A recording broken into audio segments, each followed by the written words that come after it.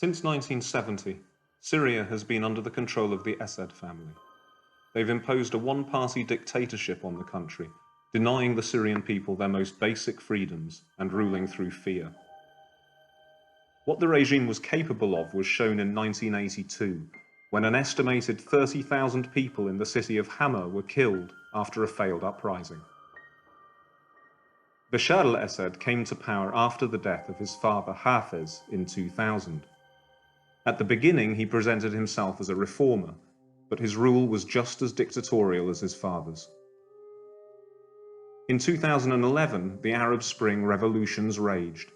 After dictators were toppled in Tunisia and Egypt, Syrians began their own demonstrations calling for freedom, dignity, and social justice. The regime responded in the only way it knew, with brutality and repression, with the support of Iran and Russia. The gruesome murder of 13-year-old Hamza al-Khatib, tortured and castrated before being killed, shocked Syrians, but also galvanized opposition to the regime. One of the regime's most horrific weapons was the starvation siege. Entire towns were surrounded, sometimes for years, and all food and medicine was cut off.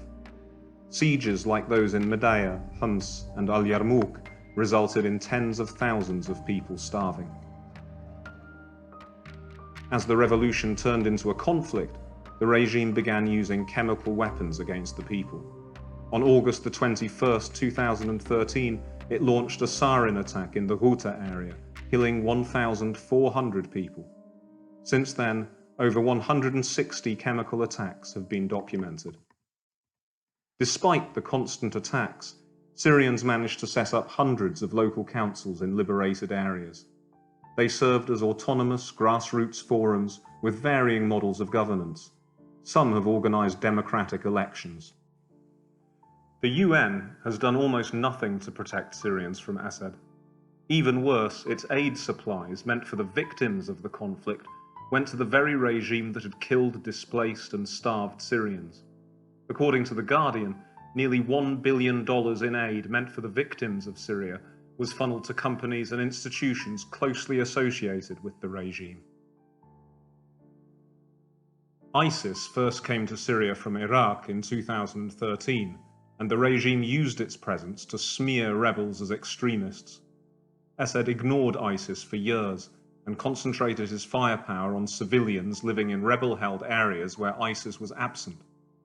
The Syrian rebels had to fight against both the regime and ISIS, and they managed to drive ISIS out of western Syria in 2014. In September 2015, Russia intervened in Syria on the regime's side. It said it was fighting ISIS, but the vast majority of its airstrikes targeted civilian areas, including hospitals and schools, in areas where ISIS was absent. People were forced to leave their homes when their areas were overrun by the regime. Hundreds of thousands of people were displaced to Idlib, which is now the last area of Syria held by rebels. As of today, there are more than 6.5 million Syrian refugees worldwide and 6.2 million internally displaced people. This video is a tribute to every individual who has fought for freedom in Syria and against oppression in all its forms.